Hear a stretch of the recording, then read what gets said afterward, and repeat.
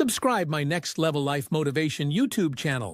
ನಿನ್ನನ್ನು ಜನರು ಕಡಿಮೆ ಮಾಡಿರುವ ದಿನಗಳು ನೆನಪಿದೆಯಾ? ನಿನ್ನ ಮುಖ ನೋಡಿ, ನಿನ್ನ ಹಿನ್ನೆಲೆ ನೋಡಿ ನೀನು ಮಾಡಲಾರೆ ಅಂತ ಹೇಳಿದ ಕ್ಷಣಗಳು, ಅದು ನೋವು ಕೊಡುತ್ತೆ.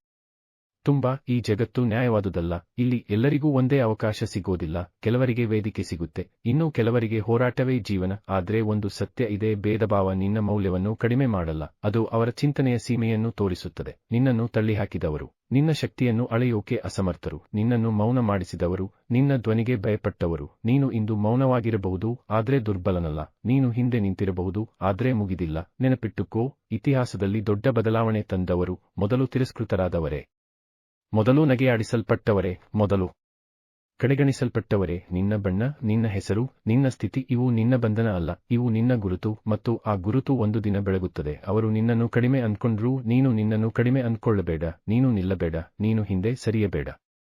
ಯಾಕೆಂದರೆ ಇವತ್ತು ನಿನ್ನ ಮೇಲೆ ತೀರ್ಪು ಕೊಟ್ಟ ಜಗತ್ತು ನಾಳೆ ನಿನ್ನ ಯಶಸ್ಸಿಗೆ ಉತ್ತರ ಕೊಡಬೇಕು. ಅವತ್ತು ನಿನ್ನ ಮೌನವೇ ನಿನ್ನ ಶಕ್ತಿಯಾಗಿ ಮಾತಾಡುತ್ತದೆ. ಹೋರಾಡು, ಮೌನವಾಗಿ ಹೋರಾಡು, ಆದ್ರೆ ನಿಲ್ಲಬೇಡ. ಯಾಕೆಂದರೆ ಭೇದಭಾವದಿಂದ ಹುಟ್ಟಿದ ನೋವೇ ಒಂದು ದಿನ ನಿನ್ನ ಶಕ್ತಿಯಾಗುತ್ತದೆ. ಮತ್ತು ಆ ಶಕ್ತಿಯೇ ನಿನ್ನ ಗೆಲುವಿನ ಕಥೆ.